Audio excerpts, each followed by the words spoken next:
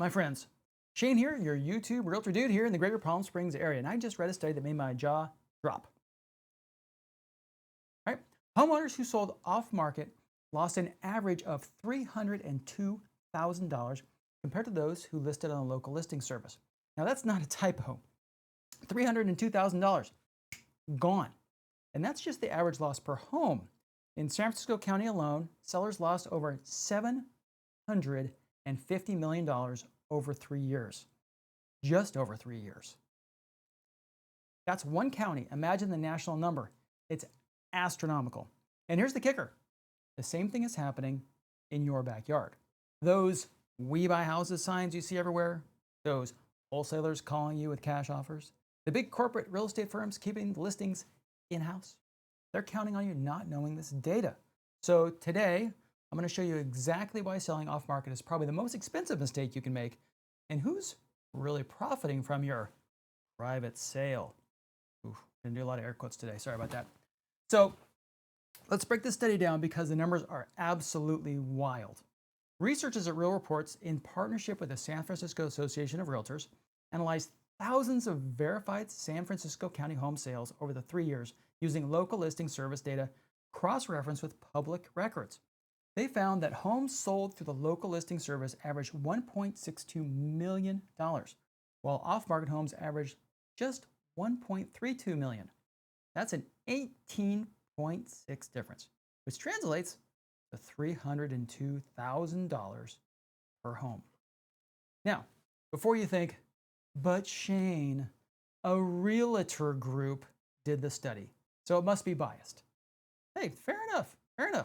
But here's how they kept it honest in plain English, okay? They matched the local listing data with public records so that every sale was real and verified.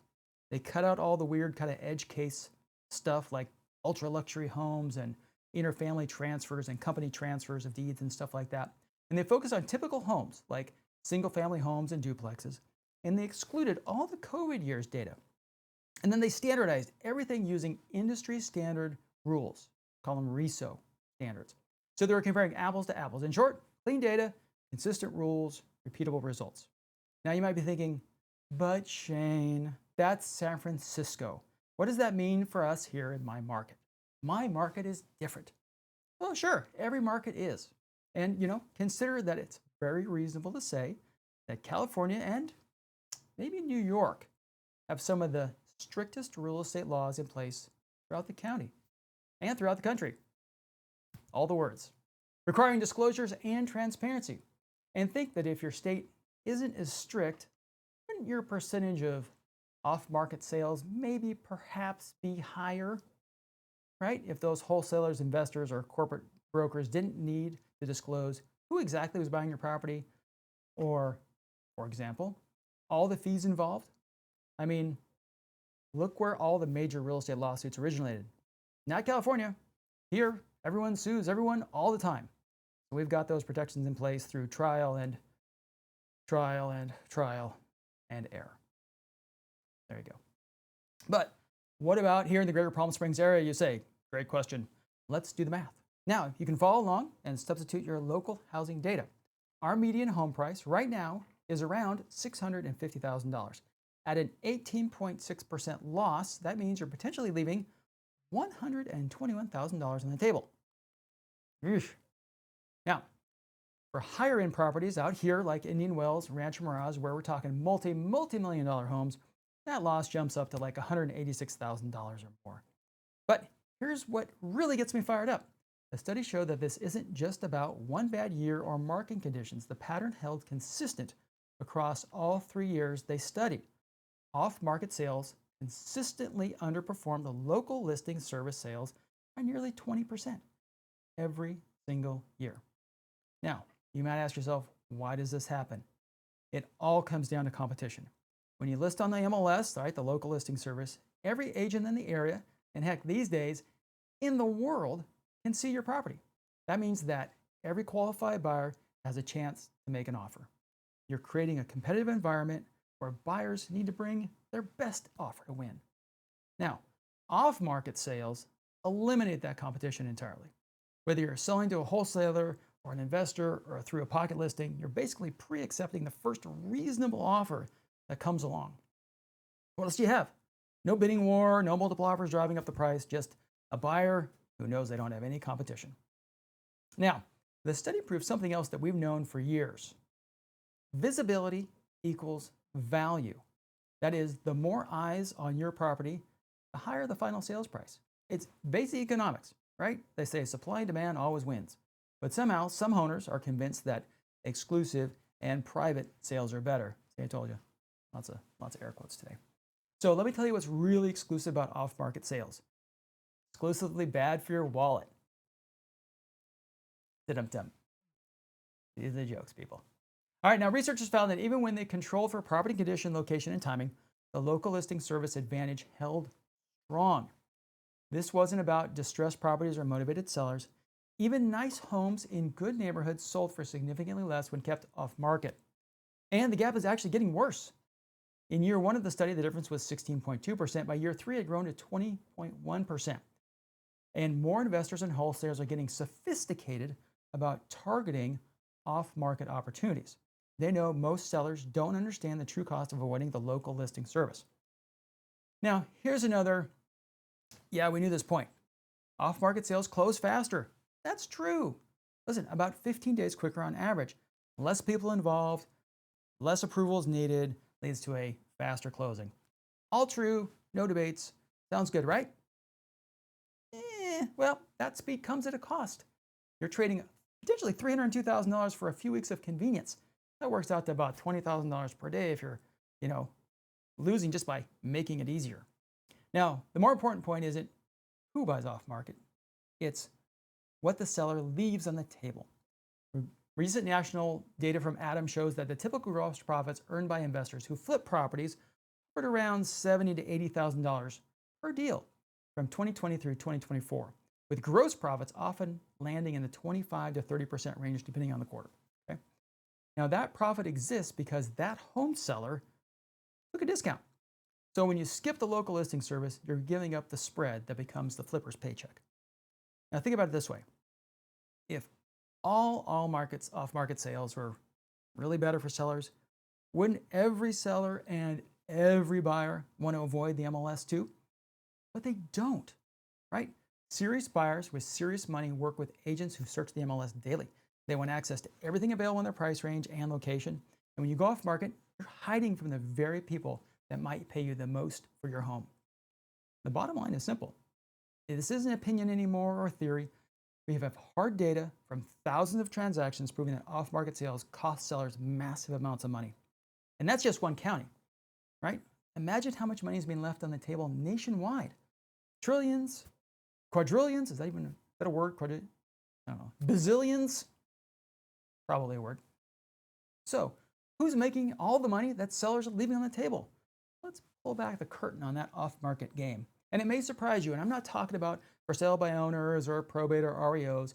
By owners typically at least, have a sign in the yard and are letting the public know, and the rest, they're dealing with kind of forced circumstances, the judge or bank compelling a sale. No real seller choice there. We're really here talking about everyday homeowners and what happens to them. So first, let's talk about those We Buy Houses wholesale folks or companies. You've seen the signs, right, on the street corners and light poles and shopping centers and stuff. Cash for your home in 24 hours, sell your house fast, sell as is. I always laugh at that one because everything in California here is considered as is, the law. Now, these aren't charity organizations trying to help distressed homeowners. They're businesses built on one simple model. Find a distressed homeowner, lock up a deal, and then sell that deal to an investor. Now, here's how it actually works. A wholesaler gets your home under contract, let's say for $500,000, but they know it's worth $650,000 on the open market, but they're counting on you not knowing that or being willing to overlook it for an easy sale. Then they turn around and sell that as an assignment to the contract to an investor for $20,000. The wholesaler just made $20,000 and the investor gets a property that's $130,000 below market value. But wait, it gets worse. That investor isn't keeping your house. They're going to flip it or they're going to rent it, right? And then at some point, they're going to list it on the local listing service, the same service that you could have used, and sell it for full market value or close to it. So your $650,000 house gets bought for $500,000. 6 months later, it's on the market for maybe the same $650,000. The investor just made $130,000 off your home, minus their holding costs and improvements. Think about that for a second. Same property, perhaps in roughly the same condition, sells for $130,000 more just because the second seller used the local listing service. And that's money going into someone else's pocket. Now, let's talk about agents, right? I mean, we're not all immune here, who push pocket listings. Some, not all, some agents love off-market deals because they could possibly be considered easier to service and close, maybe, depending on the agent and the marketing plan. Now, if the general public never sees it, how much marketing can they do? In fact, in California, and actually nationwide, an agent can't market to the public, or the listing has to be made public. There's a little thing called the clear cooperation policy. All realtors nationwide are bound by this. So, little to no expense marketing and by appointment only showings mean that an agent may get a quick compensation with minimal effort. But here's where the other shoe drops. There's a really good chance that the agent represents both sides of the transaction. When an agent or one of these mega brokers has a pocket listing, they control who sees it. Guess who gets first dibs? Their investor clients, their buyers. The same investors who are looking for below market deals. And the investor's favorite pitch to agents is, you find me a smoking off-market deal and you can write the offer. And I'll list it with you when it's time to sell. Now, right now you're saying to yourself, but Shane, that doesn't really happen. Au contraire, mon frère. I literally got this text as recording this. It's a revolving little system where the agent can make double, triple, or maybe even quadruple the fees, right? Think about it. The first transaction, the buy side, the sell side. The next transaction, when the investor sells the property, the sell side, and then maybe the buy side again. 4 fees, 1 text message, plus an investor that gets a great deal. What does the homeowner get? Exactly. Now, we as agents, and I'm going to lump myself in here, right? I mean, come on now, right? We position this as saving on fees because that agent or broker represents both parties in the transaction. And certainly it's faster and more assured to get the deal done if you have just yourself to argue with, right? And of course, that's in the normal open market, come one, come all kind of situation. But you're not saving any money when you sell for $150,000 less than market value. You're better off paying full fees to 2 different agents on the open market and getting the extra $100,000 in your pocket. Now, here's the biggie. Don't hate me here, okay? It's what I call the all-cash, high-pressure investor, right? You get those letters, those calls, those texts offering to help you out of a particularly rough situation. These can, not all, but these can be particularly predatory. Now, full transparency. I have great investor clients. We work hard to find good properties that align with their plans, and then we present reasonable-ish offers that the buyer can accept. Right? I mean, I've got a fiduciary responsibility to my clients here, so I get to negotiate a little bit on their behalf. And I'm not worried about it because I am required to be fair and honest in my dealings with all parties. And the other seller, they have an agent on their side that's negotiating on their behalf. So it's all good, okay? Now, not all investors come to the deal like that. Some target people in difficult situations because that gives them the greatest opportunity to make the most amount of money. Divorce, death in the family, job loss, closure. They position themselves as the only solution to your problems. You've seen the messages. We can close in 7 days, no repairs needed, cash in hand. But here's how that math plays out. And I literally just did this for a client. Let's say your house needs $15,000 in repairs to be market ready. Now, a cash investor offers you $535,000 for your $650,000 house. How's that math? Well, there's the $15,000 to get the home ready for market. probably less for the investor because they have access to more resources than the average homeowner. Then there's fees that they'll pay when they sell. Yep, they're going to include those, plus their own profit that they need to make, which the data says estimates around $70,000 to $80,000, and any carrying costs, right? So what they basically have to pay to get it from purchase, right, to sale, the financing fees, the taxes, insurance, all that stuff like that. So they're telling you that you can save that $15,000 in repairs and get a quick close, no muss, no fuss, and you get out of your situation easy speasy. Sounds reasonable, right? Well, maybe. Maybe not. You're actually losing $100,000 in equity to save $15,000 in repair costs and a few weeks of time. That's like paying $100 to save $15. Absolute no go, unless you're like in a super emergency nuclear option only kind of a situation. Okay, now the really frustrating part is how homeowners could possibly be coerced or intimidated to avoid going on the open market. Now, less than scrupulous folks are out there, right? And they have no fiduciary duty of care, and they know that if your home hits the local listing service, other buyers will see it. Buyers who might not care about the repairs, buyers who might offer full price or close to it.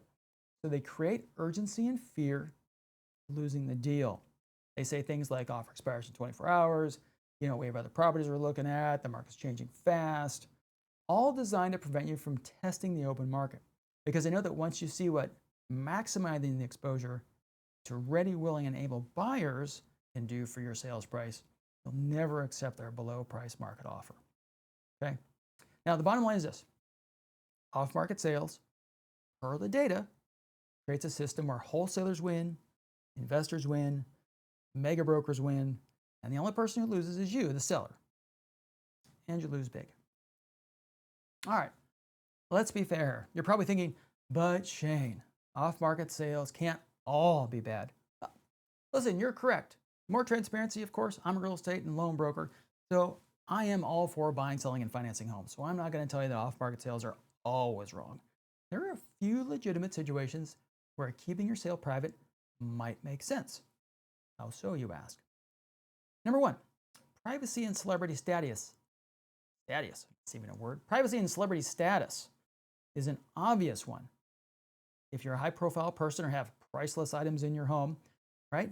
Pasting your address and pics of your Picasso all over the interwebs may create some security concerns. I get it. Same thing if you're going through a messy divorce or a death in the family. You don't want your personal, right, business broadcast to the whole neighborhood. Privacy has a value, and sometimes the value is worth the cost. Okay. Number, B. Tricky sales and unique financing situations can also justify off-market sales.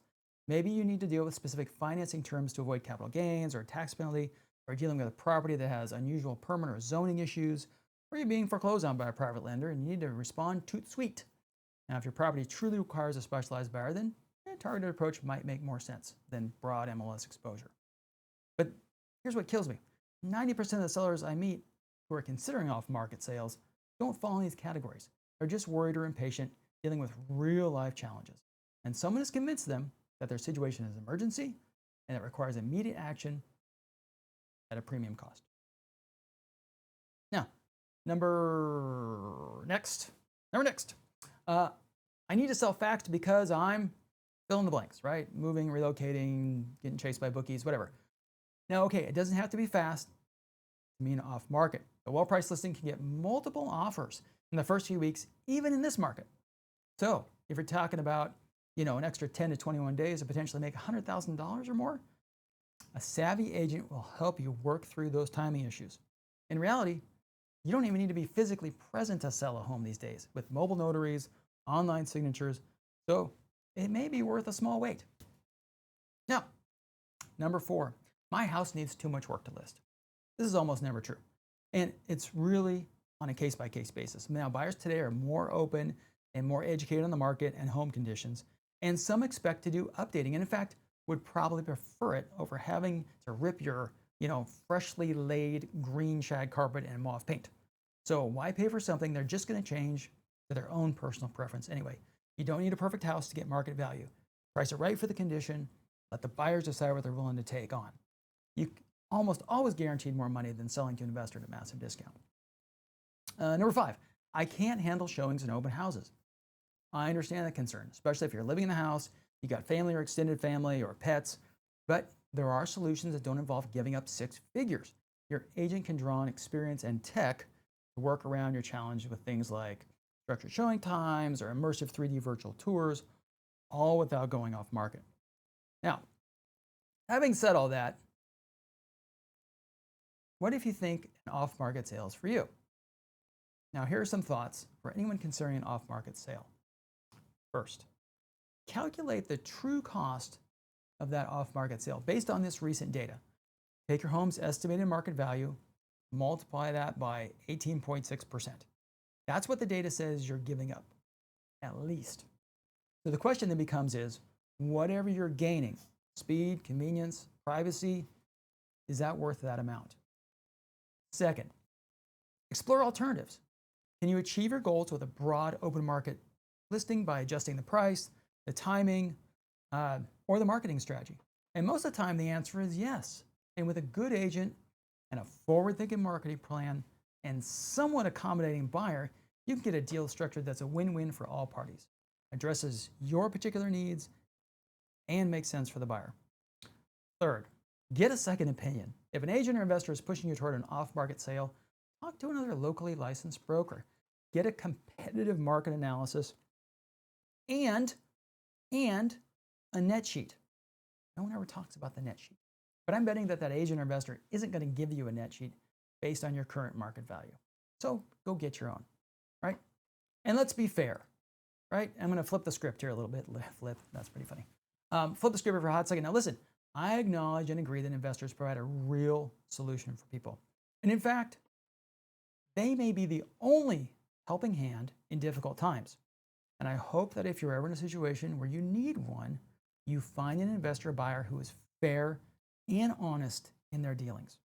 And if the deal works for you and they get to make a fair profit for their efforts, well done all the way around. That's a real win. Now, a word of warning. Some folks get confused with these individuals or companies thinking they're just like real estate agents or brokers, licensed by the Department of Real Estate with the same standard of care, fiduciary duty, ethical responsibility requirements. And unless they're licensed, that is not the case. So understand what you're really committing to before you sign. The default should always be to maximize your exposure. The local listing service, online portal size, national syndication, these tools exist to help you get the highest possible price. You really need a compelling reason to avoid them. Now remember, in real estate, visibility equals value. Every buyer you hide from is potentially money left on the table. The data shows it. Off-market sales cost sellers serious money, and that money goes straight into someone else's pocket. So there's your wake-up call. Off-market sales are costing sellers massive amounts of money, and now you know exactly who's profiting from it and what you can do if you run into it. Don't let your fear or convenience cost you 6 figures without some careful and purposeful consideration. Now, my favorite phrase is, let's do what's best for you. So if you do decide to go that direction, great. Hopefully after today, you're making a fully informed decision. So the question is, are you likely to do an off-market sale?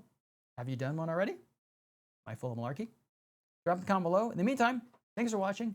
I appreciate you. See you on the next one.